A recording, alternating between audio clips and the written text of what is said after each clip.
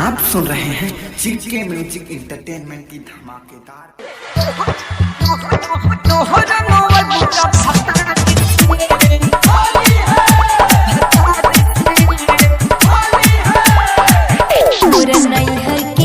याद आवता फिर फोन को की बुलावता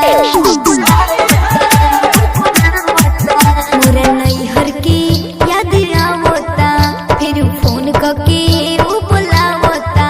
असो होली में न रहे ससुराल में, असो हम नैहर जाए साया रंगोवे बुझ दियार से तनो रंगोवे बुका भतार से। साया रंगोवे बुझ दियार से तनो रंगोवे बुका भतार से। Mix by DJ Kanchan Raj Muzaffarpur. उहे रंगले पर होली में खिलल मोर जवानिया। नैहर के होली के हो करे जा कितना कोही कहानिया। ओकरे गुनवा गावेलू जब याद हो तो आलू छिले आलू का ससुरार हो। रंग डालत रहे उहे सलवार में पाँचों पार मूंगफली।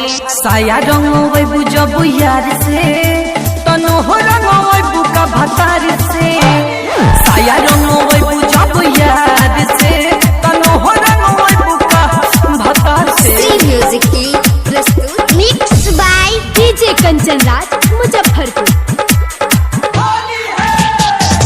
आलम फरोज खेले तू जोई हो होली अपना यार से। रात शर्मा रोंग लगई है हमके ओसो प्यार से। श्रीकांत श्री के माने लूना बात हो ओकरा संगे बितवलू कतना रात हो। होली खेलब सुधकिया कवार में जो खेल अब वही जी रही है मूंगफली। साया रंगोवे बुझ दियार से तनो रंगोवे बुका भतार से। साया रंगोवे